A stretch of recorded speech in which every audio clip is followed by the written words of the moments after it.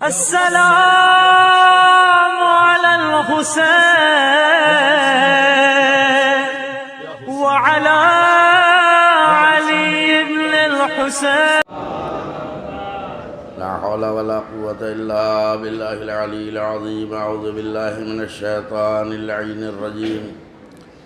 بسم الله الرحمن الرحيم. الحمد لله.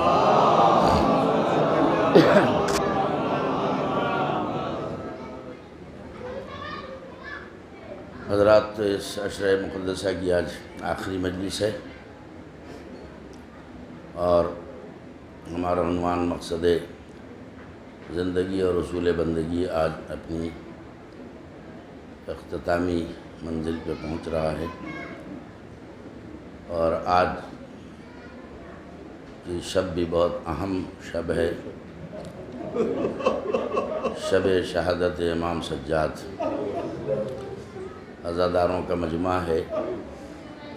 امام حسین السلام کا سب سے پہلا اور حقیقی عزادار آج ہم سے جدا ہو گیا. جدائی کی شب ہے یہ. تو ان تمام حوالوں سے انشاءاللہ گفتگو ہوگی. ایک صلوات پڑھیے محمد.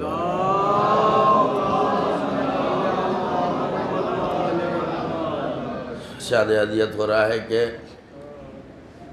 ہم نے جن و انس کو پیدا ہی نہیں کیا مگر اس لیے کہ وہ میری عبادت کریں.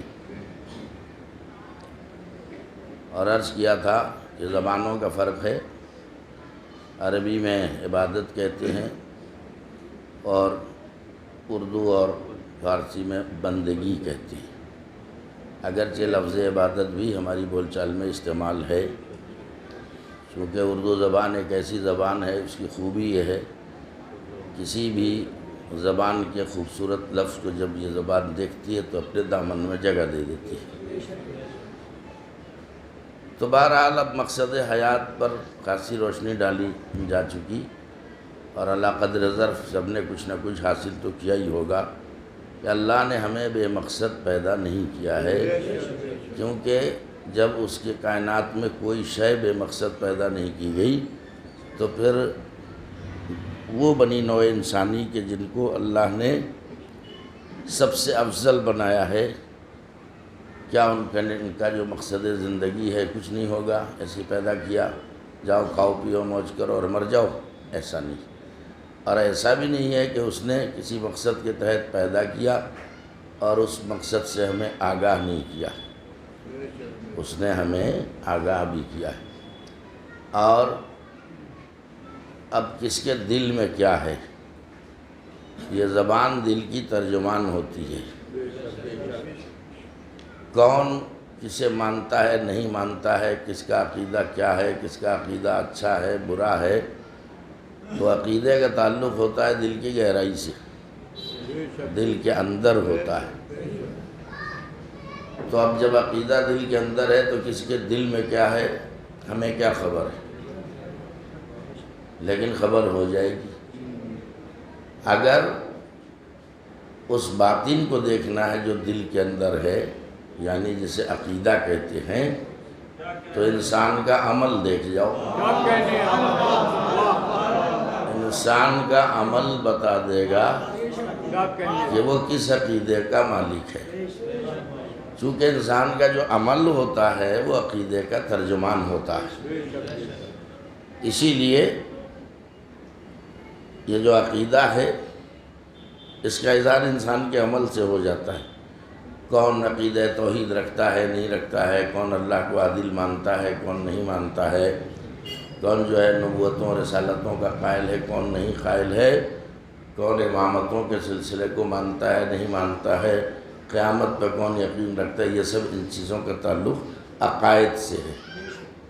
عقائد کو اصطلاح شرع میں اصول دین کہتے ہیں. اصول جمع ہے اصل کی. اصل یعنی جڑ، اصول یعنی جڑیں. اصول دین یعنی دین کی جڑیں. وہ کتنی ہیں ذرا بولا کرو. یہاں تو ساری کہیں گے نا کہ 5. یہی تو مصیبت ہے کہ ادھر پوچھتا ہوں کہ اصول دین کتنے ہیں تو کہتے ہیں 5، اور ادھر پوچھتا ہوں آپ کے اصول دین کتنے ہیں کہتے ہیں 3. وہ 3 کیا ہیں؟ پہلے اول توحید، دوسرے نبوت، تیسرے قیامت۔ اتنی جلدی قیامت آ گئی۔ تو ادھر جو ہے اصول دین ہم نے پوچھا کتنے کا؟ 5۔ انہوں نے ہم نے کہا بھائی آپ کیا اصول دین؟ کہا 3۔ تو میں کہتا ہوں کہ جب اصول دین میں ہی 3 5 کر دیے، صلوات پڑھیں محمد و آل محمد پڑھیں، تو فروغ کا تو بس اللہ مالک ہے، صلوات پڑھیں محمد و آل محمد ہے۔ اب ایک جملہ میں نے کہا ہے، کرنٹ موضوع پہ بھی بولنا ضروری ہے۔ دب کے اور بھچ کے اور چھپ کے اور بزدلی کی زندگی گزارنے کا زمانہ نہیں ہے۔ آپ دیکھ رہے ہیں سب کلپیں آ رہی ہیں، آپ کہیں گے سرحد پار کے پیچھے پڑ گئے۔ پیچھے نہیں پڑ گیا میں، لوگ بولنے پر مجبور کرتے ہیں۔ جس اثنا عشری مسلک کے لوگوں کی مسجد یا امام باڑے پر پتھراؤ کیا گیا، اس پہ لکھا کیا تھا؟ سنیے، لکھا کیا تھا؟ اس پہ حدیث رسول لکھی تھی، علی مع الحق والحق مع علی وعلی مع الحق، یہ لکھا ہوا تو اس پہ پتھر مارا، یعنی حدیث رسول پہ پتھر مارا۔ انا مدینۃ العلم وعلی بابھا، اس پہ پتھر مارا۔ ایک سائیڈ میں آیت لکھی ہے، دیکھا ہوگا آپ لوگوں نے، نہ دیکھا ہو تو دیکھا کرو۔ یہ بے خبری کا زمانہ نہیں ہے، خواب خرگوش کے مزے لینے کا زمانہ نہیں ہے، بیداری کا زمانہ ہے۔ چوکس رہو، دوست دشمن کو پہچانو۔ ایک سائیڈ میں لکھا ہوا ہے، لکھی ہوئی ہے، آیت لکھی ہوئی ہے، وَاعْتَصِمُوا بِحَبْلِ اللَّهِ جَمِيعًا وَلَا تَفَرَّقُوا۔ اے لوگو، اے مسلمانوں، اے ایمان والو، اللہ کی بٹی ہوئی رسی کو مضبوطی سے تھامے رہو اور آپس میں تفرقے نہ پھیلاؤ۔ تو تفرقے نہ پھیلاؤ، دوسرے لفظوں میں اسے کیا کہیں گے؟ تفرقے نہ پھیلاؤ کے پیغام کا مطلب ہے کہ آپس میں متحد رہو۔ تو ہم آپ کو دعوت اتحاد دے رہے ہیں اور آپ ہم پہ پتھراؤ کر رہے ہیں، تو آپ کا عقیدہ سمجھ میں آ گیا۔ کیا کہا میں نے؟ جلدی سے لے لیا کریں۔ حدیث پہ تم نے پتھر مارا، آیت قرآنی پہ تم نے پتھر مارا، تم نہ حدیث کے رہے نہ قرآن کے رہے، تمہارے پاس ہے کیا؟ صلوات پڑھو محمد و آل محمد پر۔ نہ حدیث کے رہے نہ قرآن کے رہے، ویسے پکے مسلمان ہوتے، بے شرم، بے غیرت، بے حیا، ناعاقبت اندیش، ابو جہل کی اولادیں ہیں۔ صلوات پڑھو محمد و آل محمد پر۔ نہ قرآن کا پتہ، نہ حدیث کا پتہ ہے۔ پھر گنتی دیکھیے آپ، یہ کون سا نعرہ ہے؟ میں آیت سے کنڈم کروں گا اس نعرے کو۔ کافر کافر شیعہ کافر، کافر کافر شیعہ کافر۔ میں کہوں گا ہاں ٹھیک، عدد معین کیا ہے، کافر کافر شیعہ کافر، 3 کافر 1 شیعہ۔ صلوات پڑھیں محمد و آل محمد پر، صلوات بھیجئے محمد و آل محمد پر۔ مجھے بتاؤ شیعہ کافر کیسے ہو گئے؟ کیا حق ہے تمہیں کسی اسلامی فرقے کو کافر کہنے کا؟ کیا حق ہے؟ اب ایک حدیث میں سنا دوں، وہ بتعقیدہ مانے نہ مانے، لیکن یہ حدیث رسول ہے کہ جب مسلمانوں کے 2 افراد یا 2 گروہ ایک دوسرے کو کافر کہنے لگے تو سمجھ لو کہ ان دونوں میں ایک کافر ضرور ہے۔ صلوات پڑھیں محمد و آل محمد پر۔ یہ قیامت میں فیصلہ ہوگا کون کافر ہے اور کون مومن ہے۔ میرے ساتھ ساتھ چلنا میرے دوستوں اور عزیزوں، غور کر رہے ہیں آپ نے کافر کافر شیعہ کافر۔ میں قرآن کی آیت سے کنڈم کرتا ہوں اس نعرے کو۔ ہوش کے ناخن پکڑو، کیا بکواس ہے یہ نعرہ؟ خلاف قرآن کریم ہے۔ قرآن کیا کہہ رہا ہے؟ توجہ دیجئے گا آپ، من القی الیکم السلام فلا تقولوا لستا مومنا۔ دیکھو، اگر کوئی تم پر اپنا اسلام ظاہر کرے تو خبردار یہ نہ کہنا کہ تم مسلمان نہیں ہو، تم مومن نہیں ہو۔ آپ سمجھے اس حساسیت؟ اب میں کرنٹ موضوع پہ آج بول رہا ہوں۔ میں اگر کوئی تم پر اپنا اسلام ظاہر کرے، خبردار یہ نہ کہنا کہ تم مسلمان نہیں ہو، مومن نہیں ہو۔ اب بتاؤ، تمہیں کافر کہنے کا حق ہے کسی کو؟ جس نے لا الہ الا اللہ محمد رسول اللہ پڑھ لیا اسے آپ کافر نہیں کہہ سکتے، چاہے فرقہ کوئی بھی ہو۔ ابھی ہم شیعہ نظریہ پیش کر رہے ہیں، ہم کسی کلمہ گو کو کافر نہیں کہتے، لیکن اللہ عالم الغیب ہے، وہ خوب جانتا ہے کون کافر ہے کون مومن ہے۔ لیکن ہمارا قرآن ہمیں منع کر رہا ہے کہ جو تم پر اسلام ظاہر کرے اسے جو ہے یہ نہ کہو کہ تم مومن نہیں ہے، تم مسلمان نہیں، یعنی کافر کہنے کا حق نہیں ہے۔ آپ سناٹے میں تو میں کیسے بات پیش کروں؟ بتاؤ کس بنیاد پر کہتے ہو کافر؟ کہتے ہیں ثلاثہ خلفاء کو نہیں مانتے۔ اچھا تو چلیے، کیا یہ خلافت اصول دین میں ہے یا فروع دین میں؟ ابھی امامت کی بات نہیں، آپ بتائیے۔ وہ پتھر مارنے والوں سے میرا سوال ہے جو رسول کی حدیث اور اللہ کے کلام پر پتھر مار رہے ہیں، ان سے میرا سوال ہے کہ جس بنیاد پر تم اس فرقے کو کافر کہہ رہے ہو، یہ بتاؤ کہ کس بنیاد پر تم نے کافر کہا وہ خلیفہ کو نہیں مانتے۔ اچھا تو چلیے، ہم تو اتنا جانتے ہیں کہ مسلمات شریعہ میں سے اگر کسی ایک شے کا بھی انکار کر دیا تو وہ دائرہ اسلام سے خارج ہو گیا، یہ ہمیں پتا ہے۔ حقیقت نماز سے کوئی انکار کر دے گیا، روزے کی حقیقت سے انکار کر دے ختم معاملہ ادھر سے، حج ہے زکوٰۃ ہے وغیرہ، اور یہ فروع دین کی بات ہے۔ عقیدہ توحید سے انکار کر دے، بولو نا تھوڑا سا تو مجھے بولنے میں آسانی ہے۔ خدا کو عادل نہ مانے، نبیوں کی نبوتوں کا یقین نہ کرے، امام کی امامتوں کو نہ مانے، دائرہ اسلام سے خارج۔ تو چلو ٹھیک ہے، کس بنیاد پر کہا کہ خلفاء کو نہیں مانتے؟ کون سے خلفاء بھائی؟ کہ خلفاء ثلاثہ کو نہیں مانتے؟ تو میں نے کہا سنو، ہمیں تو یہ بتاؤ کہ یہ جو آپ کا عقیدہ خلافت ہے یہ اصول دین میں ہے یا فروع دین میں ہے؟ بہت سنجیدہ سوال ہے۔ ہم نے کہا چلیے ہم بھی بتاتے ہیں ہمارے اصول دین اور فروع دین کتنے اور کیا ہیں۔ آپ ادھر تلاش کیجئے کہ اصول دین میں فروع دین میں اول توحید، دوسرے عدل، تیسرے نبوت، چوتھے امامت، پانچویں قیامت، کہیں آئی خلافت؟ چلو فروع دین میں ڈھونڈتے ہیں، اول نماز، دوسرے روزہ، تیسرے حج، چوتھے زکوٰۃ، پانچویں خمس، بولو نا آگے کو، چلے دسوں جوڑ جاؤ تم، کہیں ہے؟ نہیں ہے۔ اچھا چلیے، ہمارے ہاں تو بھائی ہے ہی نہیں ہے، تو چلیے آپ کے ہاں تو ہونا چاہیے نا، اتنے شد و مت سے کفر کا فتویٰ لگا رہے ہو، چلو اپنے ہاں دکھا دو۔ اب ادھر کے اصول دین کو دیکھا ہم نے کہا دکھائیے خلافت اصول دین میں ہے۔ میں نے کہا کیا ہے اصول دین؟ انہوں نے کہا کہ اول توحید، دوسرے نبوت، تیسرے قیامت، چھٹی، خلافت کدھر گئی؟ بولو نا، فروع دین میں دکھاؤ۔ فروع دین اول نماز، دوسرے حج، تیسرے زکوٰۃ وغیرہ وغیرہ، کہیں دکھاؤ نا مجھے۔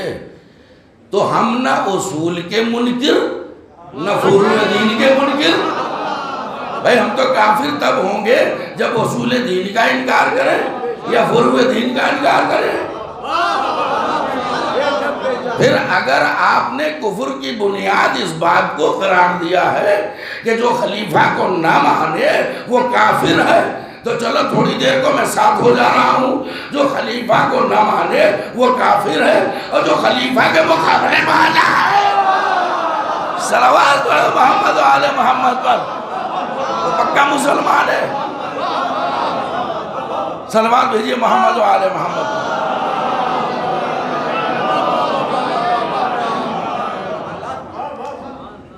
عقیدہ اور عمل،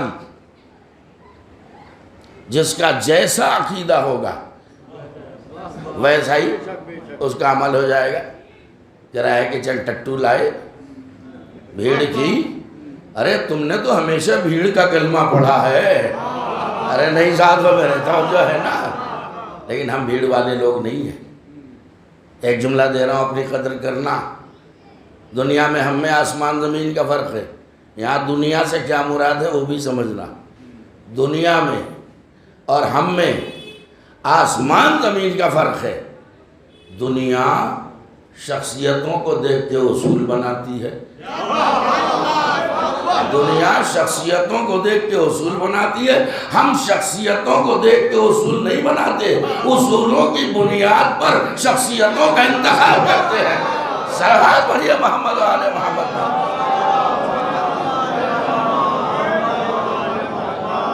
ساتھ نہیں ہو، میرے ساتھ ساتھ چلو تو آج دیکھو ایک مجلس میں انشاءاللہ 8 راؤنڈ ڈیل دوں گا۔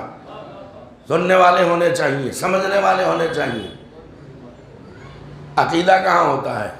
دل کے اندر۔ اب یہ بھی آبجیکشن ہے، آپ لوگوں کے عقیدے پر بڑا زور دیا جاتا ہے۔ آپ کے عقیدے، تمہیں کیا پریشانی ہے؟ ہم عقیدے پہ زور دیتے ہیں کہ عمل پہ دیتے ہیں؟ آپ کو اپنا دیکھیے، آپ ہمارے پیچھے کیوں پڑے ہوئے ہیں؟ کہنے نہیں صاحب، آپ کیا تو بہت زیادہ عقیدے پہ زور دیتے ہیں۔ وہ یہ سمجھانا چاہتے ہیں کہ آپ لوگ تو بس عقیدے پہ ہی زور دیتے ہیں، عمل کی کوئی قیمت آپ کیا نہیں ہے۔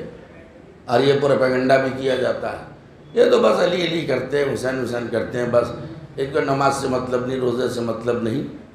ارے اندھے ہو دونوں آنکھوں کے، ہماری مسجدیں نظر نہیں آتی، ہماری جماعتیں نظر نہیں آتی، ہمارے پیش نماز نظر نہیں آتے، ہماری عید نظر نہیں آتی، بقرعید نظر نہیں آتی۔ کیسے کہہ دیا کہ عمل کی کوئی قیمت نہیں ہمارے ہاں؟ تو پھر سوال اپنی جگہ کہ بھائی وہ عقیدے پہ کیوں اتنا زور دیا جاتا ہے؟ سن لو ابتدائی کلام میں، اور میں جواب دیتا ہوں اس کا۔ ممکن ہے مجھے یاد نہیں کہ میں نے یہاں یہ جواب دیا ہے نہیں، لیکن آج کی مجلس میں سنیے کہ عقیدے پہ کیوں زور دیتے ہیں ہم۔ اچھی طرح سن لو۔ پہلے یہ طے کرو کہ عقیدہ اور عمل انسان کے ساتھ، باپ نہیں جائے گا، ماں نہیں جائے گی، بیٹے نہیں جائیں گی، بیٹیاں نہیں جائیں گی، بھائی نہیں جائے گا، دوست احباب نہیں جائیں گے، انسان جائے گا، اکیلا جائے گا۔ ساتھ میں کیا لے جائے گا؟ صرف 2 چیزیں، نہیں 2 چیزیں، اعمال تو ایک کر دیا آپ نے نا، 2 چیزیں، ایک اس کا اپنا عقیدہ اور ایک اس کا اپنا عمل۔ 2 کے علاوہ تیسری چیز ساتھ نہیں جائے گی۔ کان کھول کے سن لیں سب بھائی، جہاں تک میری آواز جا رہی ہے 2 ہی چیزیں جائیں گی، میرا عقیدہ اور میرا عمل۔ ٹھیک ہے؟ قبر میں عقیدہ پوچھا جائے گا، محشر میں عمل پوچھا جائے گا۔ قبر میں عقیدہ پوچھا جائے گا، من ربک، تیرا رب کون ہے؟ من نبیک، تیرا نبی کون ہے؟ تیری کتاب کیا ہے؟ تیرا قبلہ کیا ہے؟ یہ سب عقیدے سے متعلق ہے، یہ قبر میں پوچھا جائے گا۔ اور محشر میں پوچھا جائے گا کیا؟ عمل، نماز پڑھی یا نہیں، روزے رکھتا تھا یا نہیں، اللہ نے نوازا تھا تو حج پہ گیا یا نہیں، زکوٰۃ دی یا نہیں، یہ سب اعمال ہیں۔ یہ سب سوال کہاں ہوگا؟ محشر میں ہوگا۔ تو اب یہ بتاؤ دونوں میں اہم کون ہے اور مہم کون ہے؟ مجھے بدنام کر رکھا، بڑی گاڑی پڑھتے ہیں۔ اہم کون ہے اور مہم کون ہے؟ عمل ہے اہم، عقیدہ ہے اہم اور عمل ہے مہم۔ کیا کہا میں نے؟ نہیں پہنچ رہی بات، اس کو تفصیل سمجھا دوں گا 2 منٹ کے اندر کہ ایک چیز ہے اہم اور ایک چیز ہے مہم۔ تو مہم کیا ہے؟ انسان کا عمل، اور اہم کیا ہے؟ عقیدہ۔ تو آگے نہیں سمجھے تو مثال سے سمجھیے۔ خدا سب کو سلامت رکھے، اللہ حیات نو عطا کرے، اور تمام جوان اور بچے سب بزرگوں کے سائے میں پروان چڑھیں۔ میں مثال دے رہا ہوں، لیکن یہ تو طے ہے کہ بہت برحق ہے۔ تو بھائی ٹھیک ہے، جنے کتنے چلے گئے، ایک ٹائم آئے گا کہ بھائی ہم بھی چلے جائیں گے۔ تو اب سنیے، بشری تقاضے کے تحت تھوڑا سا سمٹ جائیے تو بات کو آگے بڑھاؤ، چونکہ پریشانی ہو رہی ہے تھوڑا سا۔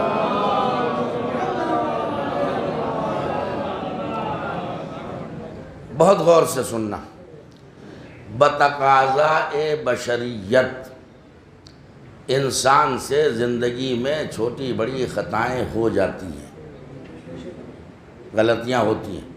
ہم میں سے کوئی بھی حوض کوثر کے پانی سے نہا کے نہیں آیا ہے، انسان ہے، اور بشری تقاضے کے تحت کوئی چھوٹی بڑی غلطی ہو جاتی ہے۔ وہ غلطی کیا؟ مثلا نماز پڑھی کبھی نہیں پڑھی، کچھ ادا کچھ قضا، روزے رکھے نہیں رکھے، کبھی ایسا بھی ہو جاتا ہے، ہوتا ہے نہیں؟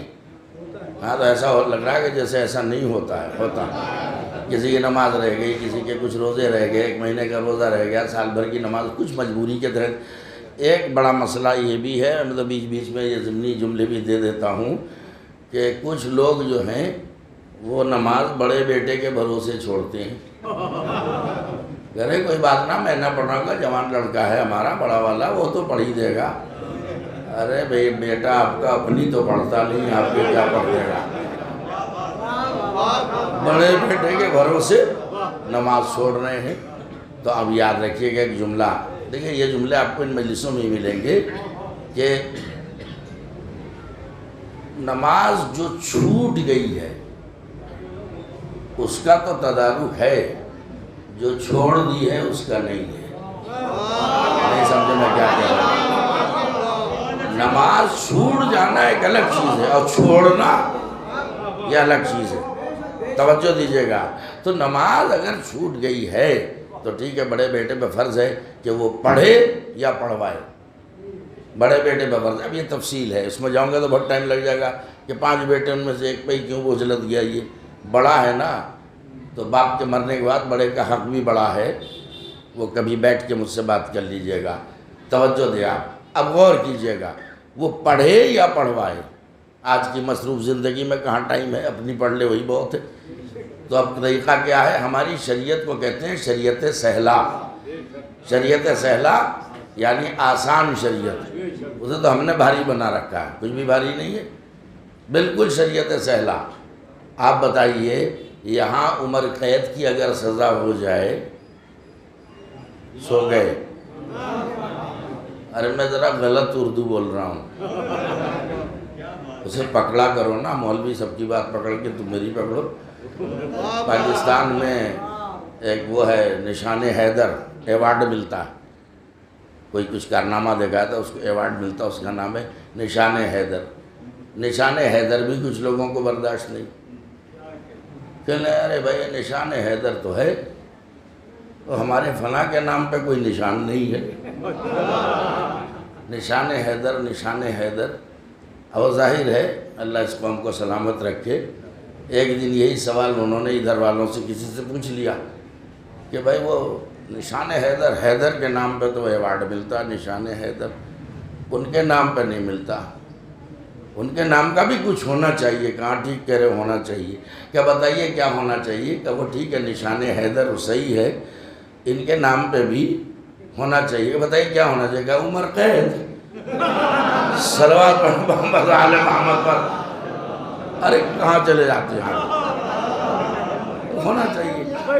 تو اب دیکھیے یہ جو عمر قید کی سزا ہے، اس میں ایک امید سی رہتی ہے کہ 15 سال میں 20 سال میں شاید جیل سے نکل کے آ جائیں گے۔ کچھ غلط تو نہیں کہہ رہا ہوں میں، ہوتا بھی ہے، نام ہے عمر قید، لیکن وہ ابھی عمر تھوڑی باقی رہتی ہے، اب اردو صحیح آئی مجھے، تو وہ چھوڑ دیے جاتے ہیں 20 سال میں 25 سال میں۔ تو بھئی یہاں تو چلیے، وہاں کی جو سزا ہے وہ ہمارے یہاں کی عمر قید نہیں ہے، جب 20 سال میں چھوٹ کے آ جائیں گے۔ ہم فیہا خالدون، جو جنت میں ہمیشہ جنت میں رہے گا، جو جہنم میں ہمیشہ جہنم میں رہے گا۔ اس لیے ہمیں جنت کا سامان کرنا چاہیے، توجہ فرمائیں آپ۔ تو اب مجلس کو بہت طول نہ ہو جائے، آج بہت کچھ بیان کرنا تھا، اب یہ ضمنی بات آ جاتی میں اسی پہ بولنے لگتا ہوں۔ تو قبر میں کیا پوچھا جائے گا؟ عقیدہ۔ اور محشر میں کیا پوچھا جائے گا؟ عمل۔ لیکن اب وہاں پر کچھ ایسی چیزیں بھی ہیں کہ جن کا تعلق عمل سے ہے۔ اب کیا کہوں، ایک واقعہ سناؤں گا، اس میں خاصا ٹائم لگ جائے گا۔ تو اب کیا کرتے ہیں کہ بڑے بیٹے کے لیے حکم ہے کہ تم قضا نماز پڑھو، اور اگر نہیں پڑھ سکتے ہو تو اجرت پہ نماز پڑھواؤ، اجرت پہ روزے رکھواؤ۔ یعنی باپ سے اگر تمہارے کچھ روزے چھوٹ گئے، نمازیں چھوٹ گئی ہیں، حج واجب تھا نہیں جا سکے، تو اجرت دو کسی کو، کسی مومن کو۔ تعلقات بیس پہ مت دے دیجیے گا اجرت، ہاں کہ یہ ہمارے ہیں لہذا دے دو، تو وہ پیسہ بھی جائے گا اور عذاب بھی باقی رہے گا، کیونکہ نہ آداب قرأت کا پتہ ہے، نہ تجوید کا پتہ ہے، نہ شرائط نماز، نہ واجبات نماز، غور کر رہے ہیں آپ، نہ قیام متصل برکوع کا پتہ ہے، تو وہ کیا جب اپنی صحیح نماز نہیں پڑھتا دوسرے کیا پڑھے گا؟ وہ نماز ایسا پڑھنے والا جو پھر شرطہا و شروطہا صحیح طریقے سے نماز پڑھ دے اس کو پیسے دیں گے۔ اب چھوڑیے بہت طول ہو جاتا ہے۔ اب آ گئے ایک صاحب مولانا صاحب کے پاس، میں کسی مولانا کا نام نہیں لوں گا، کبھی لوگوں کو غلط فہمی ہو جائے، بڑا مال آتا ہے بھائی مولانا کے پاس، ایسا نہیں، مثال دے رہا ہوں میں۔ کسی بھی مولوی صاحب کے پاس ایک صاحب پہنچے، مول صاحب میرے ابا مر گئے ہیں، 1 سال کی نماز ان سے رہ گئی ہے، مجھے ٹائم نہیں ملتا، میں کیسے پڑھوں، کیا کروں؟ یہ لیجئے 1 لاکھ روپے، 1 سال کی نماز کسی سے پڑھوا دیجئے۔ کہا ٹھیک ہے بیٹے، لائیے دیجئے، جائیے آپ کے ابا کی نماز ہو جائے گی۔ انہوں نے کسی مرد مومن اور معتبر شخص کو بلایا، کہ یہ دیکھیے 1 سال کی نماز ہے، فلاں ابن فلاں کے نام پر ڈالیے۔ دوسرے صاحب آئے، ہمارے چچا کا انتقال ہو گیا ہے، رمضان میں اس سال وہ روزے نہیں رکھ سکے تھے، لہٰذا ہم چاہتے ہیں کہ ان کے روزے رکھوا دیے جائیں، یہ لیجئے رقم، جہاں تک لایا ہوں وہیں رہیے، تبھی نتیجہ مزہ آئے گا آپ کو۔ انہوں نے کہا ٹھیک ہے روزے رکھوا دوں گا۔ ایک صاحب آئے، اب میرے دادا ابا کا انتقال ہو گیا، اللہ نے نوازا تھا، بڑے مالدار تھے لیکن حج پہ نہیں جا سکے، لہٰذا یہ لیجئے 5 لاکھ روپے، کسی کو حج سے بھیج کے حج بدل کرا دیجئے، میرے دادا کی طرف سے حج کروا دیجئے، اسے حج بدل کہتے ہیں۔ اب یہ سلسلہ چل رہا تھا، ایک صاحب اور آ گئے منہ لٹکائے ہوئے، کہنے لگے کہ تھوڑا ہماری بھی پرابلم ہے مولانا صاحب۔ کہ جی آپ کی کیا پرابلم ہے؟ کہ مرتے ٹائم میرے دادا ابا کو تھوڑا سا نبوت میں شک ہو گیا تھا، مرتے ٹائم تھوڑا سا نبوت میں شک ہو گیا تھا، یہ لیجئے 50 لاکھ روپے، میرے دادا ابا کا شک یقین میں بدلوا دیجئے، یقین میں بدلوا دیجئے۔ مولانا نے ڈانٹ کہا دفع ہو جائے یہاں سے، 5 لاکھ دے رہا ہے، اگر 5 کروڑ بھی دے دے گا تو تیرے دادا کا شک یقین میں نہیں بدلا جا سکتا۔ کہ ان کی ساری پرابلم حل ہو گئی، سارے مسئلے حل ہو گئے، ہمارا ایک مسئلہ حل نہ ہوا، کہ ان میں تم میں بڑا فرق ہے، وہ عمل کا معاملہ تھا، یہ عقیدہ کا معاملہ۔ صلوات علی محمد و آل محمد پر حیدری صلوات پڑھے محمد و آل محمد، بلند آواز سے صلوات بھیجئے محمد و آل محمد۔ اس لئے کسی کے بہکانے میں نہ آنا، عقیدے کا سودا کسی خبیث سے نہ کرنا، ڈٹے رہنا عقیدے پہ چاہے جان چلی جائے۔ ہم تو ہمیشہ دور امتحان سے گزرے ہیں، جو جس کو چاہے منوا دے، کوئی زبردستی ہے کیا؟ ہمارا جو عقیدہ ہے ہمیں معصوم ہاتھوں سے ملا ہے، اس میں کوئی شک شبے کی گنجائش ہی نہیں ہے۔ صلوات پڑھیے محمد و آل محمد۔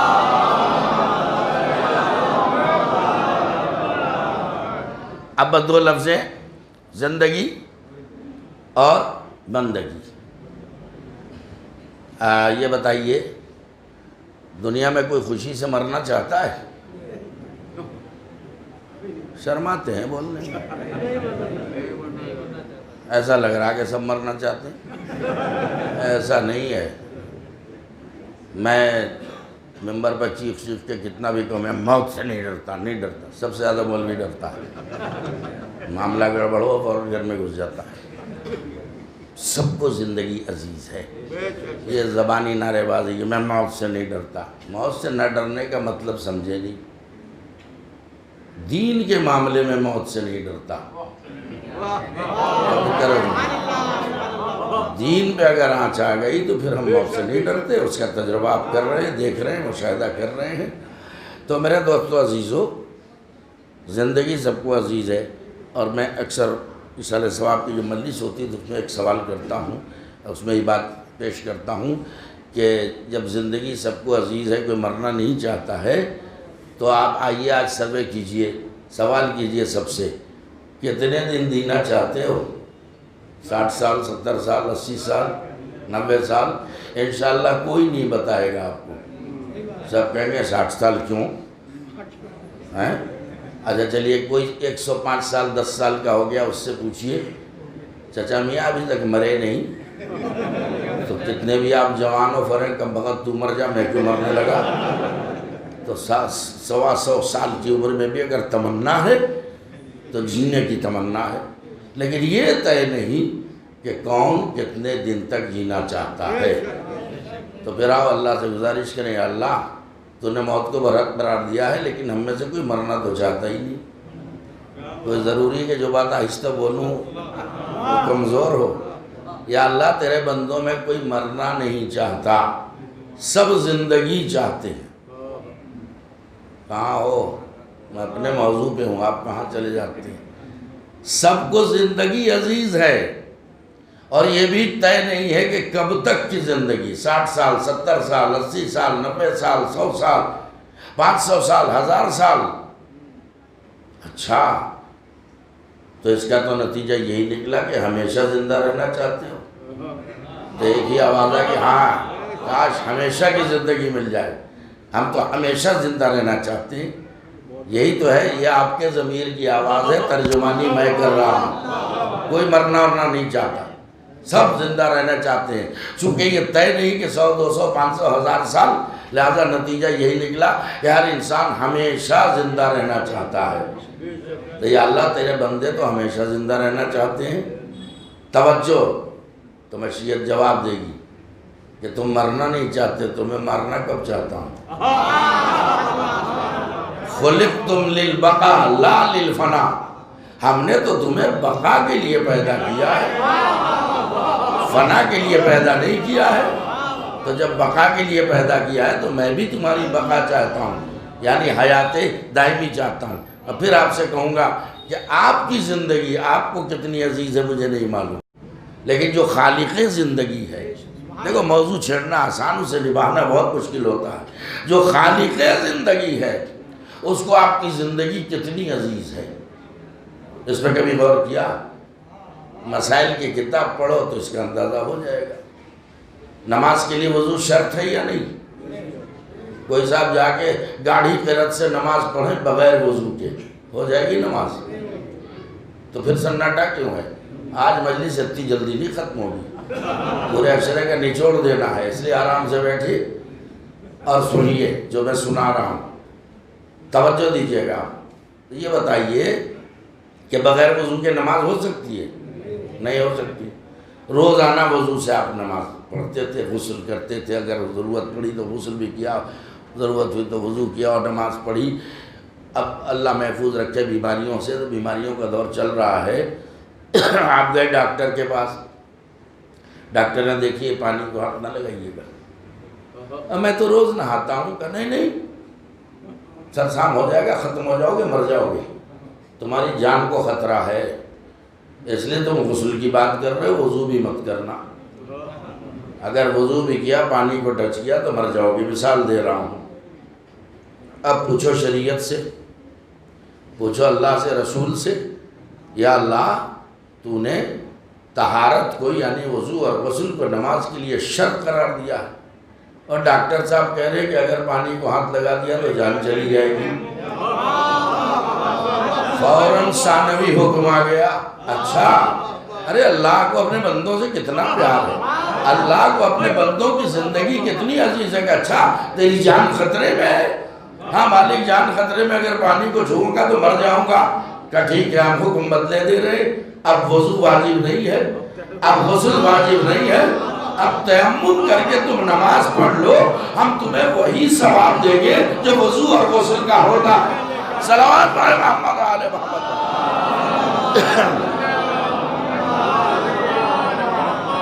زندگی بچائیے نہیں بچائی؟ اور آگے بڑھیے۔ ابھی تو وہی بار بار میں کہہ رہا ہوں، کچھ لوگ سوچتے ہیں بولیں نہ بولیں، یہاں بولنا جو ہے وہ بے معنی نہیں ہے، آپ کا بولنا حق بات کی تائید ہے، اس لیے حق کی تائید میں پیچھے مت ہٹا کرو۔ اب یہ بتائیے نیت کر کے نیت کا توڑنا جائز ہے یا ناجائز؟ سب بولے نا دیکھو مسائل پہ نظر ہے یا نہیں. نیت کر لی نماز کی، اب جب نیت کر لی تو کر لی، نہ دل میں نیت توڑ سکتے ہو نہ اپنا منہ موڑ سکتے ہو. اب کہہ دیا منہ میرا کعبہ شریف کی طرف، تو جب تک نماز نہ ختم ہو جائے منہ میرا کعبہ شریف کی طرف ہونا چاہیے. اور نیت کر لی نماز پڑھتا ہوں مغرب کی 3 رکعت یا عشاء کی 4 رکعت یا صبح کی 2 رکعت، واجب قربتاً اللہ، اللہ اکبر. سنیے گا، اب کبھی اپنے کو ان سے نہ ملانا. نماز پڑھتے پڑھتے آپ نے دیکھا ایک سانپ سامنے آ گیا، بولو اب شریعت کیا کہتی ہے؟ اب شریعت کیا کہتی ہے؟ اب نیت پہ باقی رہنا واجب ہے یا نیت کا توڑنا واجب ہے؟ کیا کہا میں نے؟ نیت کو توڑ دینا واجب ہے، نماز کو اس وقت چھوڑ دینا واجب ہے. کیوں واجب ہے؟ یا اللہ نیت توڑ دوں، کہاں توڑ دے معبود. کیوں؟ نیت کا توڑنا تو حرام تھا کہ نہیں؟ اس وقت تک حرام تھا جب تک یہ خطرہ سامنے نہیں تھا. اب نیت کا توڑ دینا تو اس پہ واجب ہے. اگر اپنی عقل کے پر باقی رہا اور بہت زیادہ متقی پرہیزگار کرنے کے چکر میں اپنی نیت تو باقی رہا، دبا کے نماز پڑھتا رہا اور سانپ نے تجھے ڈس لیا تو یہ تیری موت ہلاکت ہوگی. اس لیے کہ بندگی جو ہے اپنی ڈر اور ضد پہ باقی رہنے کا نام نہیں ہے، بندگی اللہ کے حکم پہ عمل کرنے کا نام ہے. ابھی تک حکم تھا کہ نماز طہارت سے پڑھو، ابھی تک حکم تھا کہ نیت کر لو تو توڑو نہیں، لیکن خطرہ سامنے آ گیا. اقتل الموذی قبل الایذاء، موذی کو مارو ایذا پہنچانے سے پہلے. بڑے ہلکے میں لیا، کوئی میں تمہیں مار کاٹ تھوڑی سکھا رہا ہوں. اب موذی کو سمجھو نا. اب کوئی صاحب بڑے متقی پرہیزگار، اللہ اکبر سبحان اللہ سبحان اللہ، اور نے ڈس لیا تو سیدھا جہنم. اس لیے کہ حالت نماز میں مر کے بھی جہنم میں جائے گا، کیونکہ جو اللہ کا حکم ہے اس پہ عمل نہیں کیا، دکھاوا کیا، ریاکاری کی کہ بہت بڑا متقی پرہیزگار ہوں، اور اپنا مقابلہ ان سے کیا. نہیں ہو میرے ساتھ؟ آپ بھی سناٹے میں ہیں کہ یہ حکم جو امام سجاد کے لیے نہیں ہے کیا؟ ارے اگر امام سجاد کے لیے بھی یہی حکم ہے تو ہم میں اور ان میں فرق کیا رہ جائے گا؟ ہمارے حالات اور ہیں، ان کے اور ہیں. ہمارے مسلح پہ سپلی آ جائے تب بھی نیت توڑنا واجب، لیکن ان کے مسلح پہ اژدہا بھی آ جائے تو نماز چالو رہے گی. صلوات پڑھے محمد والے محمد پر. اس لیے کہ آپ سمجھ رہے ہیں اژدہا آ گیا، مگر نگاہ امامت دیکھ رہی ہے یہ اژدہا نہیں ہے، یہ اژدہا کے بھیس میں شیطان آیا ہے. اب جملہ سنبھال سکو تو سنبھالو. یہی سے سمجھو کہ جب شیطان بھیس بدل کے مسلح امامت پہ آ سکتا ہے تو شیطان بھیس بدل کے کیا مسند رسالت پر نہیں آ سکتا؟ صلوات پڑھے محمد آل محمد.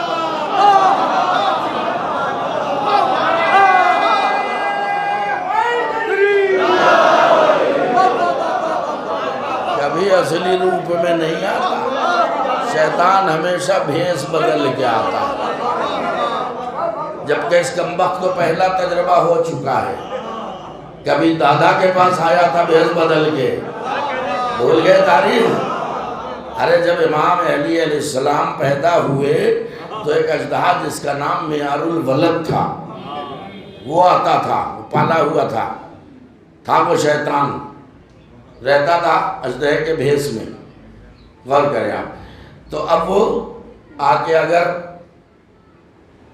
سونگ کے چلا گیا تو حلالی، اگر پھنکارے مارنے لگا تو اب یہ لفظ کیوں بلوا رہے ہیں اس سے؟ یہ مانا جاتا تھا. اب اس کی جسارت اتنی بڑھ گئی کہ جب مولود کعبہ دنیا میں تشریف لائے، ابھی تو گہوارے میں آرام کر رہے ہیں، وہ آیا بڑے شد و مت سے. اب سوچو علی ابھی پیدا ہوئے، دنیا میں آئے ہیں، ابھی عمر ہی کیا ہے، کوئی گھبراہٹ نہیں، کوئی پریشانی نہیں، بچپنا ہے، غور کریں آپ۔ اور آنے والا وہ سانپ نہیں ہے، اژدہا ہے۔ میں کہتا ہوں نا کہ اس گھرانے سے سب کو مت ملاؤ۔ گہوارے میں اژدر کو چیر ڈالنا اور ہے، غار میں سپلی دیکھ کے آنسو بہانا اور ہے۔ آیا اور اس کے بعد اس کو ننھی ننھی انگلیوں سے آپ نے چیر کے دو کر دیا۔ اب معیار الولد تو ختم ہو گیا، جائز ہے کہ ناجائز ہے بچہ یہ وہ طے کرتا تھا۔ لوگ آئے اللہ کے رسول کے پاس، یا رسول اللہ وہ معیار الولد تو مت ڈالا گیا، علی نے مت ڈالا، معیار الولد کہاں، اب کیا ہوگا، اب کیسے ہم پہچانیں گے کہ جو بچے پیدا ہو رہے ہیں یہ جائز ہیں یا ناجائز ہیں؟ کیا تمہیں معیار الولد اصلی والا اب ملا ہے؟ کیا وہ کیا ہے؟ کیا وہ علی کی ذات ہے؟ اب آگے نہ بلوانا مجھ سے، علی ہے معیار الولد، جس کے دل میں علی کی محبت ہے وہ حلالی ہے۔ صلوات پڑھا محمد وعلی محمد ہے معیار الولد۔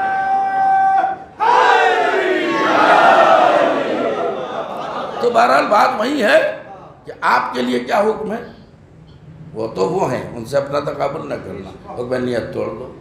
اور شجاعت کی یہ تعریف بھی ہے، میں نے حدیث پڑھی ہے، ان اللہ یحب الشجاعہ، اللہ شجاعت کو بہت پسند کرتا ہے۔ آگے کا جملہ بولوں تب آپ بولیں گے،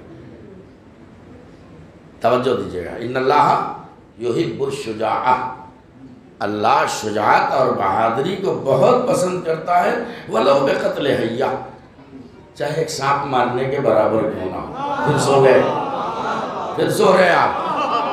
ارے اللہ جو رسول فرما رہے ہیں، اللہ شجاعت و بہادری کو بہت دوست رکھتا ہے، بہت پسند کرتا ہے، وَلَوْ بِقَتْلِ حَيَّةٍ، چاہے ایک سانپ مارنے کے برابر کیوں نہ ہو۔ اب بڑھاپے تک کوئی اتنا بھی نہ کر سکے۔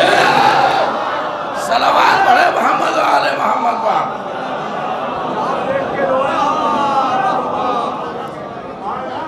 تو میرے دوستو اور عزیزو، اللہ کو ہماری زندگی کتنی عزیز ہے، محسوس کیا آپ نے؟ اب زندگی کی بھیک کہاں سے ملتی ہے، زندگی کہاں بڑھتی ہے؟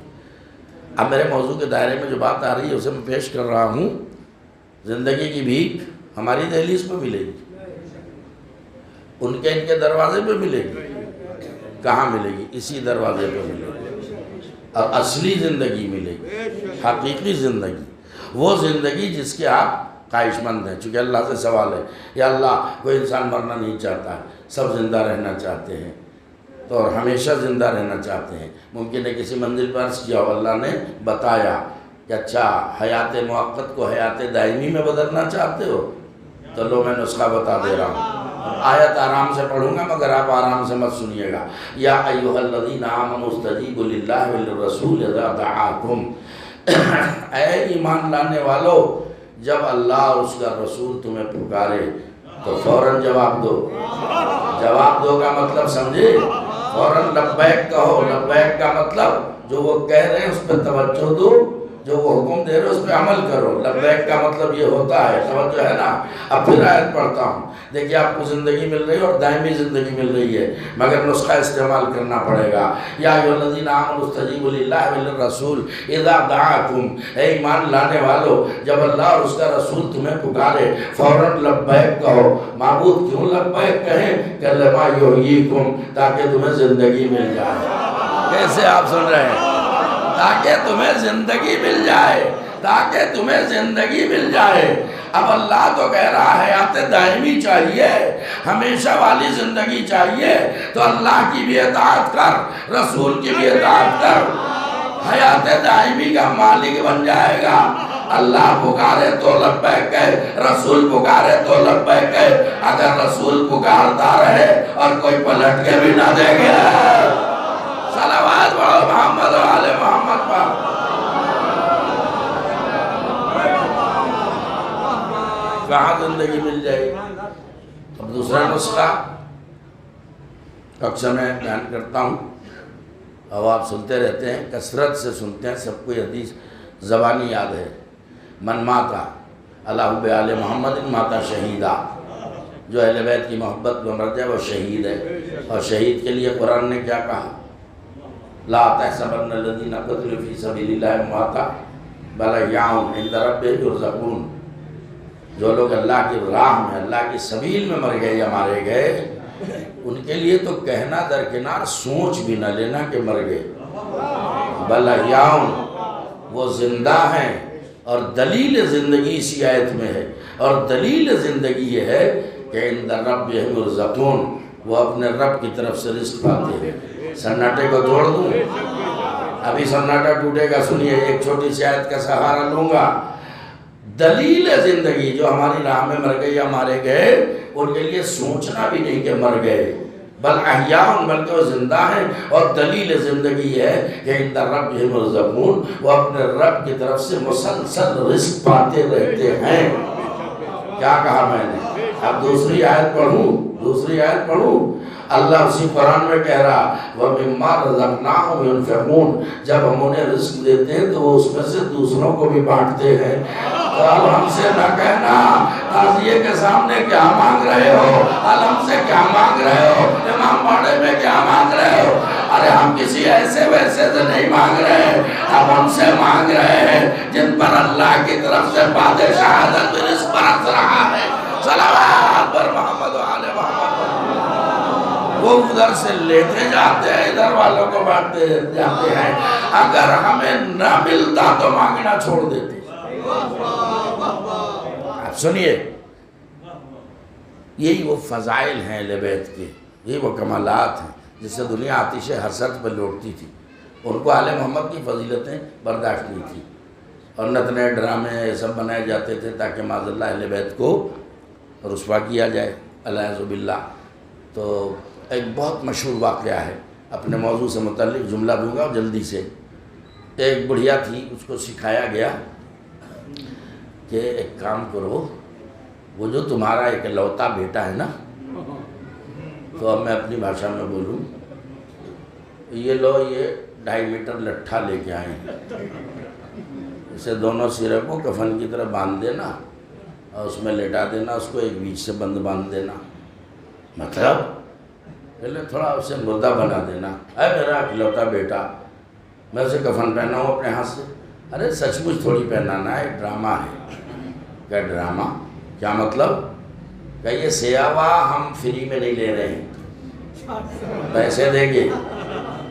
کرنا کیا ہے کہ بس علی کے دربار میں چلنا ہے، کہ تو وہاں ہونا کیا ہے، کہ جو ہوگا سب دیکھیں گے، تم بھی دیکھ لینا، جو ہم کہہ رہے ہیں وہ کرو۔ اے یہ جھنجھناتی تھیلی، یہ لو اشرفی کی تھیلی، ضعیفہ بڑھیا چند سکوں میں اپنا ایمان بیچ بیٹھی، اور ایسی سنگ دل ہو گئی کہ بیٹے کو زندگی میں کفن پہنا دیا۔ اب یہ ڈرامائی لوگ آئے، پلنگ پہ اسے لٹا کے لے کے چلے، ہائے ایک ہی بیٹا تھا مر گیا، ہائے، رونا دھونا۔ اس کا مطلب یہ ہے کہ ڈرامائی رونا جائز ہے شاید۔ صلوات پڑھو محمد و آل محمد۔ دیکھو میں سمیٹ رہا ہوں بات کو، تو اب وہ لے کے چلے، مولا کائنات کو اطلاع دی گئی کچھ لوگ آئے ہیں جنازہ لے کے۔ میں نے یہاں کائے کو لائے ہیں، کچھ باتیں لہجے سے سمجھا کر، کہیں وہ کہہ رہے ہیں نماز پڑھا دیے، علی باہر ہے، جی فرمائیے، کیا ہے بڑھیا بیچاری، اب وہ اپنے بین وین کر رہی ہے، اس کا بیٹا تھا یہ مر گیا ہے، تو پھر ہم لوگ چاہتے ہیں کہ آپ اس کی نماز جنازہ پڑھا دیں۔ علی کا سوال سنو، تیور سے، لہجے سے، مسئلے کی باریکی کو سمجھو، اور کہا نماز جنازہ، ہاں آپ پڑھا دیجئے، میں پڑھا دوں؟ ہاں سرکار، آپ پڑھا دیجئے نماز جنازہ، میں پڑھا دوں؟ ارے لہجے سے سمجھے نہیں، میں پڑھا دوں کہاں، آپ پڑھا دیجئے، ارے میں نماز پڑھا دوں؟ لہجہ بتا رہا ہے کہ ساری نمازیں تو تم پڑھاؤ، ڈرامے والی نماز میں پڑھاؤ۔ صلوات پڑھیے محمد و آل محمد پر۔ کہا نہیں وہ اس کی خواہش ہے کہ آپ پڑھا دیں۔ ٹھیک ہے، ولی کون ہے، وارث کون ہے؟ کہ ماں ہے۔ آپ آگے کھڑے ہو گئے، کھڑے ہو کے کہا اجازت دیتی ہے، معصوم کی زبان ہے، قربان جائیے، کیا تو اجازت دیتی ہے کہ میں تیرے بیٹے کی نماز میت پڑھا دوں؟ ہاں ہاں مولا پڑھا دیجیے۔ سچ مچ مرا ہوتا تو ایسے بولتی؟ کیا سوچ کے بول، کیا اجازت دیتی ہے کہ تیرے بیٹے کی نماز میت پڑھا دوں؟ کہاں کہہ تو دیا پڑھا دیجیے، اجازت ہے۔ پھر سوچ لے، علی حجت خدا ہیں۔ کیا کہا میں نے؟ علی حجت خدا ہیں، اور جو حجت خدا ہوتا ہے وہ 3 بار حجت تمام کرتا ہے۔ اب بتا، سوچ کے بول، پڑھا دوں؟ کہاں پڑھا دیجیے۔ علی نے دونوں ہاتھ اٹھائے، جسے رفع یدین کہتے ہیں، ہاتھ اٹھا کے آواز آئی اللہ اکبر، نماز شروع ہو گئی۔ اب کچھ ہمارے لوگ بھی اس میں پخے لگا دیتے ہیں، اعتراض کر دیتے ہیں، اے مولا علی کو تو پتا تھا کہ وہ لڑکا زندہ ہے، تو یہ بتائیے اگر نماز پڑھائی تو کس نیت سے پڑھائی؟ جب وہ زندہ ہے تو نماز میت کس نیت سے پڑھائی؟ تو میں کہوں گا نماز میت کی نیت سے پڑھائی۔ کہ وہ تو زندہ تھا، میں کہوں گا جس کے لیے علی جیسا امام لفظ میت استعمال کر دے، اسے زندہ سمجھنا خود مردہ ہونے کی دلیل ہے۔ صلوات پڑھے محمد و آل محمد پر۔ معصوم کی زبان، لفظ میت زبان پہ آیا اور وہاں قصہ تمام۔ جب نماز ختم ہوئی تو قہقہوں کی آواز آئی، ٹھٹے مار کے لوگ ہنس رہے ہیں۔ علی نے مڑ کے دیکھا، ہنسنے کا سبب کہ وہ جناب آپ کو یہ پتہ نہیں تابوت کے اندر چادر کے نیچے لیٹا ہوا انسان زندہ ہے یا مردہ ہے؟ کہ پھر اس میں قہقہا لگانے کی ضرورت کیا ہے؟ کہ آپ امام بنتے ہیں، امام بنتے ہیں۔ غور کریں، آپ یہ لہجہ دے کے آپ یہ امام بنتے ہیں؟ آپ کو یہی پتہ نہیں ہے کہ چادر کے نیچے لیٹا ہوا انسان یہ زندہ یا مردہ ہے؟ یعنی دشمن ہے، مگر اتنا تو یہ بھی جانتے ہیں کہ جو وقت کا امام ہوتا ہے وہ عالم الغیب ہوتا ہے۔ میرے جملے پر بات نہ کرو، توجہ فرمایا۔ تو بس مولا نے مسکرا کے کہا اچھا، تو اس میں قہقہا لگانے کی کوئی ضرورت نہیں، اگر زندہ ہے تو اٹھائیے لے جائیے۔ تھک گیا، اب وہ ہنستے ہوئے فی کرتے ہوئے، اور وہ جو سرغنہ تھا کیا بتانے کی ضرورت ہے؟ اس پروگرام کا ہیڈ آف ڈپارٹمنٹ جو تھا وہ بتانے کی ضرورت نہیں ہے، خوب پہچانتے ہیں چور کو تھانے والے۔ اب وہ آگے بڑھا کے لے کے چادر ہٹائی، کان کی لویں چپک چکی تھی، ناک ٹیڑھی ہو چکی تھی۔ ارے تم مرد ہو نہیں سمجھتے، عورتیں سب جانتی ہیں۔ اگر عورتیں کہہ دیں کہ گیا تو سمجھ لو گیا، کیونکہ علامت ہے، یہ کان کی لو چپک گئی، ناک ٹیڑھی ہو گئی، اس کا مطلب گیا، ختم ہو گیا۔ تو دیکھا کہ قصہ تمام ہے۔ اب حسب عادت ایک تو وہاں ٹکائی نہیں، کیا کہہ رہا، کیونکہ بڑھیا آپ جان کو آ جائے گی، اچھا خاصا بیٹا میرا، اسے ہلا کے مار دیا تم نے، 1 گیا 2 گیا 3 گیا، حسب عادت کہہ تو دیا میں نے۔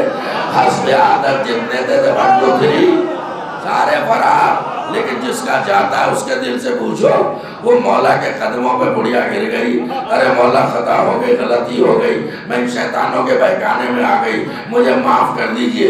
مولا نے کہا جا، میں نے معاف کیا۔ کہا مولا معافی تو تب جانوں گی جب میرے بیٹے کو دوبارہ زندگی دے دو، زندگی دے دو، زندگی، جب میرے بیٹے کو دوبارہ زندگی دے دو تب سمجھو کہ میری خطا معاف ہو گئی۔ مولا نے آواز دی، اٹھ جا، تیری ماں انتظار کر رہی ہے۔ کفن پھینک کے باہر آ گیا، اماں سلام علیک، چلو گھر کو۔ اب آپ کو لمحہ فکریہ دے رہا ہوں، واقعہ برائے واقعہ نہیں۔ پہچانو کسے موت کہتے ہیں اور کسے زندگی کہتے ہیں۔ 1 سیکنڈ کے اندر، 1 منٹ کے اندر بات مکمل ہوگی۔ آخر سوچنا چاہیے، لمحہ فکریہ ہے کہ کیا وجہ تھی کہ جب بڑھیا بیٹے کو لے کے آئی تھی تو بیٹا تھا زندہ، اور جب یہاں آ گیا تو ہو گیا مردہ۔ بیٹا ہو چکا تھا مردہ، تھوڑی دیر میں ہو گیا زندہ۔ اب یہی ریپیٹ کروں گا میں، میرے ساتھ ہو جاؤ۔ بھائی لے کے آئی تو تھا زندہ، لمحوں میں ہو گیا مردہ، ہو چکا تھا مردہ، پھر فوراً ہو گیا زندہ۔ یہ معاملہ کیا ہے؟ زندہ سے مردہ، مردہ سے زندہ۔ معاملہ صرف اتنا ہے کہ جب بڑھیا بیٹے کو لے کے آئی تھی تو دل میں تھی علی کی عداوت، اور جب علی کے کرشمے کو دیکھا تو دل میں پیدا ہوئی علی کی محبت۔ تو اب تو مانو علی سے محبت کا نام ہے زندگی، علی سے عداوت کا نام ہے موت۔ صلوات بر محمد و آل محمد۔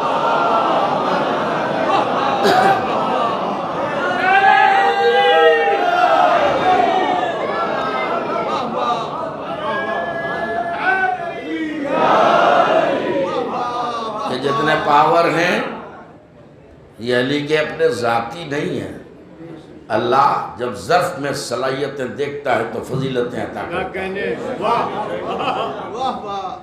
اب یہیں سے لوگ بدنام کر دیکھا علی کو خدا مانتے، علی مردے جلا دیتے ہیں۔ کیا علی مردے کیسے جلا دیں گے؟ احمق، عیسیٰ مردے جلا سکتے ہیں، فخر عیسیٰ نہیں جلا سکتا۔ عیسیٰ مردے جلائیں تو یقین ہے، اگر علی جلا دیں تو دیکھو یہ تو خدا مانتے ہیں۔ تو اس کا مطلب یہ ہے کہ آپ عیسیٰ کو خدا مانتے ہیں کیا؟ وہی تو مردے جلاتے تھے۔ آؤ ایک روایت، بس اب آج کا ٹائم زیادہ ہو گیا، اس کو مکمل کر دوں۔ زندگی سمجھ میں آ رہی ہے؟ زندگی اب دیکھیے، ایک قبرستان سے مولا گزرے، ختم ہوئی میری بات، قبرستان سے گزر رہے ہیں اور ساتھ میں جناب قمبر ہے۔ آقا ہو تو علی جیسا، غلام ہو تو قمبر جیسا، مولا آگے آگے قمبر پیچھے پیچھے۔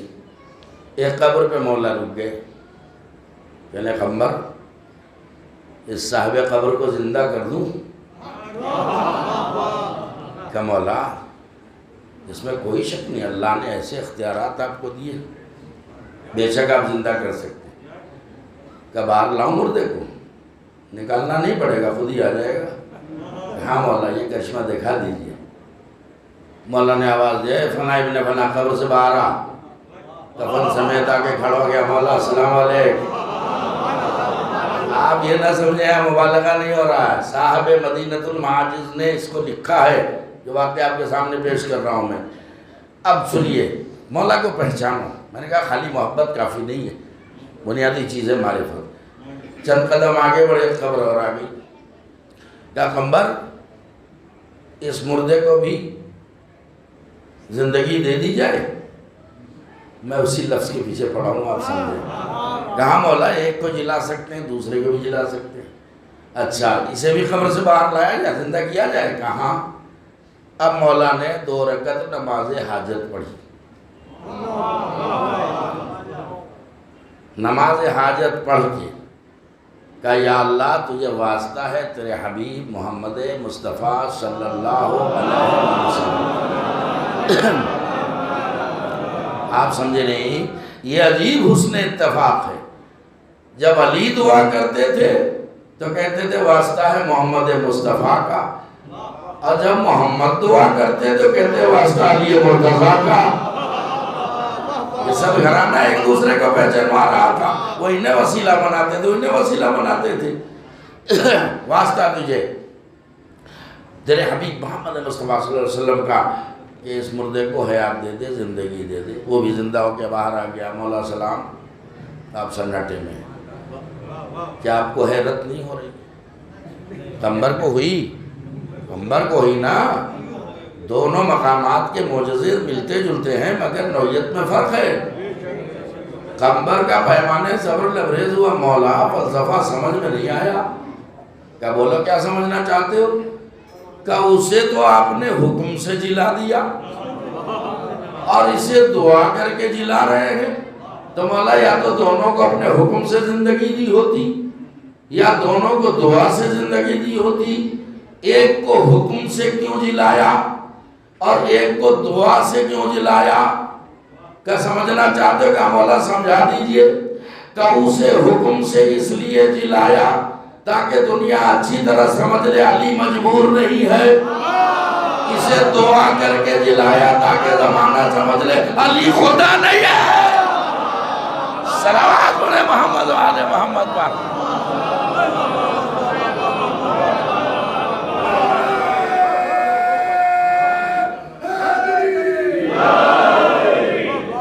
یہ کرشمہ جو علی نے دکھایا کرشمے، یہ کرشمہ علی کے بعد کسی میں ہو تو وہ جانشین ہوگا علی کا، ٹھیک ہے؟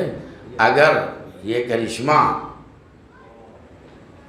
جو علی نے دکھایا کسی میں ہو تو وہ حسن کی شکل میں، حسین کی شکل میں ہو، وہ امام ہوگا، وہی اللہ کا ولی ہوگا۔ اسی لیے ایک تسلسل ہے ہمارے یہاں، نبی کے بعد علی، علی کے بعد حسن، حسن کے بعد حسین، حسین کے بعد امام سجاد۔ چونکہ آج کی رات امام سجاد سے مخصوص ہے، اس لیے ایک چھوٹا سا اشارہ۔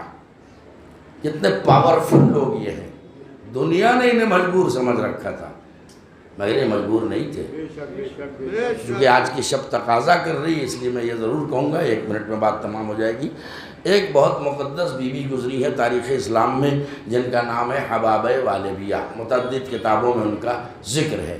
تو انہوں نے رسول اسلام سے سوال کیا تھا کہ اللہ کے رسول، آپ کے بعد آپ کا جانشین کون ہے؟ آپ کی جگہ پر اللہ کا ولی کون ہے؟ آپ کے بعد اولو الامر کون ہے؟ یہ میں کیسے پہچانوں گی؟ نبی نے کہا علامت بتائے دے رہا ہوں۔ آپ نے چند سنگریزے اٹھائے، مٹھی دبائی، کھول دیا، ہر سنگریزے پر لا الہ الا اللہ محمد رسول اللہ لکھا ہوا تھا۔ کہ یہ معجزہ جو دکھا دے وہی میرا جانشین ہوگا، وہی میری جگہ کے اوپر اللہ کا ولی ہوگا۔ توجہ دیں آپ، اب یہ وہ آزمائش کرتی رہی۔ امام حسن کا دور آیا، آپ نے بھی سنگریزہ دبایا کہ یہ دیکھ معجزہ۔ امام حسین کا دور آیا، یہ چلتے چلتے اللہ نے ان کو لمبی عمر دی تھی۔ اب امام سجاد کا جب زمانہ آیا، چوتھے امام جن کی فرش اعضاء پہ آج بیٹھے ہیں، تو اب انہوں نے سوچا چلو ذرا ان کو بھی دیکھیں، یہ ولی امر ہیں یا نہیں، یہ اولو الامر ہیں یا نہیں، یہ بھی اللہ کے ولی ہے یا نہیں، یہ بھی رسول کے جانشین ہیں یا نہیں۔ لیکن جب وہ بڑی عورت جو ہے وہ جس کا نام حبابہ والبیہ ہے وہ آئی، تو اس وقت امام سجاد علیہ السلام مصروف بندگی پروردگار تھے۔ اب امام کی بندگی، غور کریں آپ، زندگی بندگی اسی کے دائرے میں بول رہا ہوں، مصروف بندگی پروردگار تھے، یعنی وہ جو معراج بندگی ہے جسے نماز کہتے ہیں، آپ مشغول نماز تھے۔ اس نے سوچا ارے اللہ والا کوئی نماز پڑھ رہا ہے، تو اب حالت نماز میں کیسے میں سوال کروں کہ تم اولو الامر ہو یا نہیں، ولی امر ہو یا نہیں، چلو بعد میں، خوب غور سے سننا، چلو بعد میں آ کے امتحان کر لوں گی، دیکھوں گی یہ والا معجزہ یہ بھی دکھاتے ہیں یا نہیں۔ یہ سوچ کے ابھی وہ پلٹی تھی۔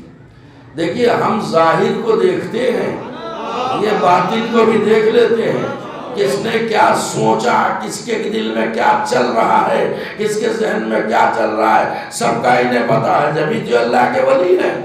ابھی تو دل میں سوچا نا، دماغ میں نہ فکر کی کہ چلو بعد میں آ جائیں گے۔ جیسے ہی اس نے پلٹنا چاہا، امام سجاد نے اپنے دادا کی شان سے انگلی اٹھائی اور ایسے اشارہ کر دیا، اور آپ سناٹے میں بیٹھے۔ ایک انگلی کے اشارے نے کیا کیا کرشمہ دکھایا۔ جیسے امام سجاد نے اشارہ کیا، یہ والا اشارہ تو آپ بھی سمجھ گئے ہوں گے، امام نے اشارے سے کہا واپس آ جا، نماز سے فارغ ہو کے جواب دے دوں گا، لیکن نماز میں بول نہیں سکتے، لہذا انگلی سے اشارہ کیا۔ انگلی کے ایک اشارے نے کیا کیا کرشمہ دکھایا۔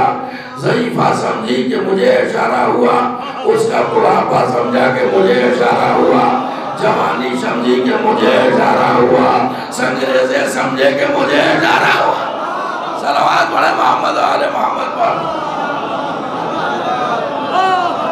اب آپ دیکھیں وہی ہاتھ کے ہاتھ اسی وقت ضعیفہ بھی پلٹی، بڑھاپا رخصت ہوا اور اس کی جوانی پلٹ آئی، ایک اشارے میں جوانی پلٹ آئی۔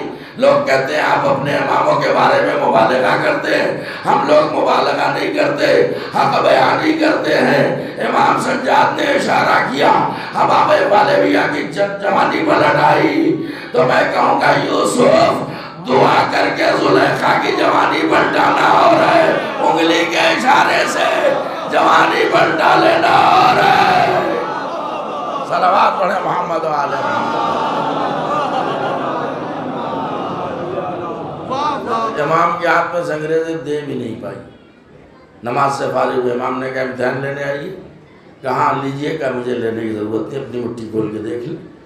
یہ کرشمہ اس کی مٹھی میں دکھا دیا۔ غور کریں آپ۔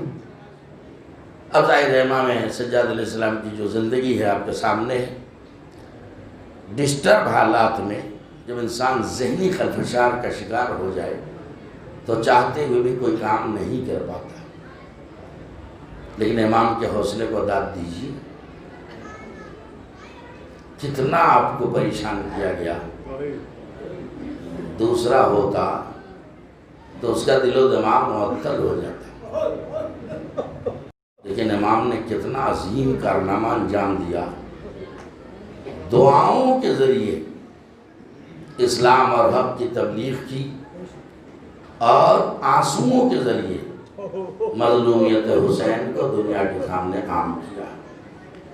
40 سال لوگ کہتے ہیں وہ غلط ہے، تاریخی اعتبار سے 35 سال امام سجاد مصلی پر رہے، اور 2 ہی کام تھے، یا اللہ کی عبادت یا اپنے مظلوم بابا پہ آنسو۔ میں جب حج پہ گیا تھا تو مجھے پتہ چلا کہ وہ بیت الحزن ابھی باقی ہے، جس میں امام سجاد بیٹھ کے رویا کرتے تھے اور چاہنے والوں سے باپ کا پرسہ لیا کرتے تھے۔ اللہ اکبر۔ اور اس کی دیواروں تک میں قیامت کی خوشبو تھی، کچا کمرہ تھا، اجرا تھا، وہ زائرین جاتے تھے، زیارت کرتے تھے۔ میں نے بھی شرف حاصل کیا ہے وہاں کے اوپر۔ حاجی مکرم صاحب جو یہاں فتح پوری کی مسجد میں امام ہیں، وہ بھی میرے ساتھ تھے۔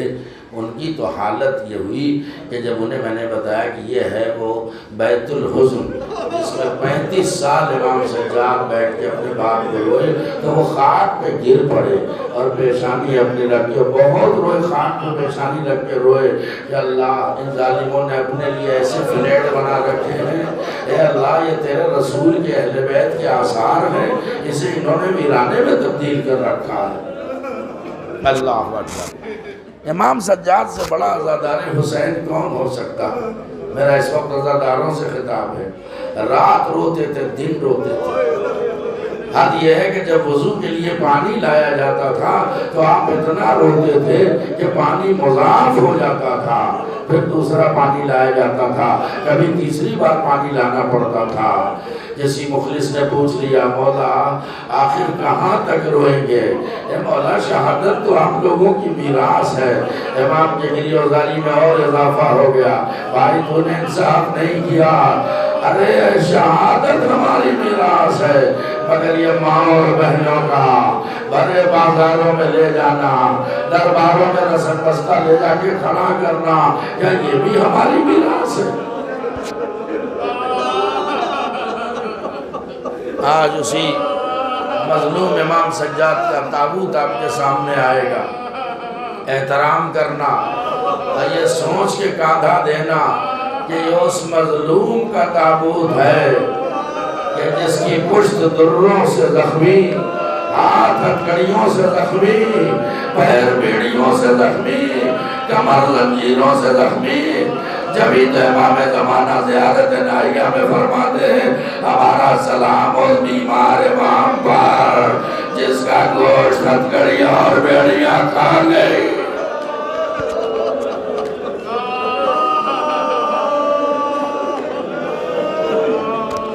خدا ان آوازوں پر رحمت نازل کرے۔ کیا دل گردہ تھا امام سجاد کا، اللہ اکبر۔ کیا قیامتیں گزر گئی 11 محرم سے، سوچئے مصیبتوں کا ایک طویل سلسلہ ہے، روحانی اذیت بھی دی جا رہی ہے، جسمانی اذیت بھی دی جا رہی ہے، ہر قدم پہ کوڑے، ہر قدم پہ تازیانے۔ ایک روایت مجھے یاد آ گئی، انشاءاللہ آوازیں بلند ہو جائیں گی۔ آپ سوچیں اگر شدت کی دھوپ ہو اور اس میں لوہا رکھ دیا جائے تو کتنا گرم ہو جائے گا۔ ارے امام سجاد کو کڑیاں بیڑیاں جو پہنائے گئی لوہے کی تھی نا، شدت کی دھوپ، اللہ اکبر، لوہے کی گرمی امام کے سارے بدن کو جلسائے دے رہی ہے۔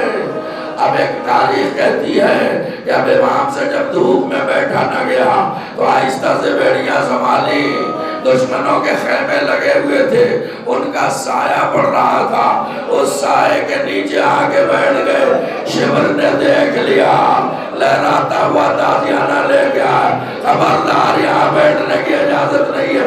اتنا تازیانہ، اتنے تازیانے مارے کہ امام سجاد ارے خیمے کے سائے سے ہٹ گئے، پھر آپ کو دھوپ میں بیٹھنا پڑا۔ اتنی مصیبتیں گزر گئی، بس ایک واقعہ جو آپ کے رونے کے لیے کافی ہے۔ جب یہ لٹا ہوا قافلہ شہر کوفہ میں پہنچا ہے اور قافلے کو ابن زیاد کے سامنے دربار میں پیش کیا گیا، 2 منٹ میں مسائل تمام ہوتا ہے، تو ایک مرتبہ عمر سے ابن زیاد نے حکم دیا۔ ابن زیاد کہتا ہے کہ جاؤ ذرا قید خانے سے مختار کو لے کے آؤ۔ سمجھ گئے کیا حالات تھے؟ ارے حسین کے چاہنے والوں کو پہلے سے قید میں ڈال دیا گیا تھا۔ ارے کچھ اشقیاء گئے اور مختار کو لے کے سر دربار آ گئے۔ جناب مختار جو دربار میں آئے، ظاہر ہاتھوں میں ہتھکڑیاں، پیروں میں بیڑیاں، ان کے بھی کمر میں لنگر ہے، گھسیٹ گھسیٹ کے لایا گیا۔ مختار نے دیکھا عجب انقلاب ہے، کچھ نیزے ہیں جن پر شہداء کے سر ہیں، اللہ اکبر، کچھ بیویاں ہیں جو رسن بستہ کھڑی ہیں۔ کسی نے کہا مختار تم نے اپنے امیر کو سلام نہ کیا؟ سنو، رونے کے لیے احساس شرط ہے۔ مختار کو جلال آ گیا، خاموش ہو جا، کیا بکواس کرتا ہے؟ میرا امیر ابن زیاد کے نجس دربار میں؟ کیا مختار تمہارا امیر کون ہے؟ کیا میرا امیر سیدہ کا لال، نبی کا نوازا، علی کا بیٹا حسین ہے۔ یہ سنتے ہی ابن زیاد کو غصہ آ گیا، کہتا اچھا حسین تمہارے امیر ہے؟ کا بے شک۔ کہ یہ بتاؤ حسین کو دیکھو گے تو پہچان لو گے؟ ارے وہ کون سا بدبخت غلام ہے جو اپنے آقا کو نہ پہچانے؟ مگر اے ملعون تیرے دربار میں میرا پاک و پاکیزہ امام کہاں سے آ جائے گا؟ کہ پہلے تک بتاؤ، دیکھو گے تو پہچان لو گے؟ کہ بے شک پہچان لوں گا۔ ظالم نے ہاتھ بڑھایا، ترس سے رومال ہٹا دیا۔ مختار نے کیا دیکھا؟ امام کا کٹا ہوا سر رکھا ہے۔ ایک مرتبہ جلال آیا، ایک شقیصت تلوار چھینی، چاہا کہ ابن زیاد پہ حملہ کر دے، پیچھے سے زنجیروں کے جھنجھنانے کی آواز آئی، مختار تلوار نہ چلانا ورنہ میرے بابا کی محنتوں پر پانی گر جائے گا۔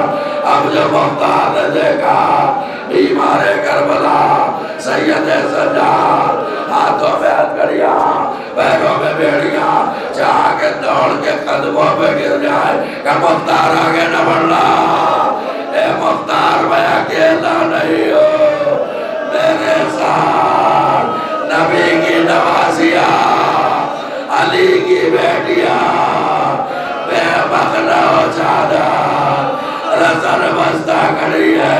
اے مختار ہم کربلا میں لٹ گئے، بابا مارا گیا، خیمے جلا دیے گئے، ہمیں اسیر بنا گیا۔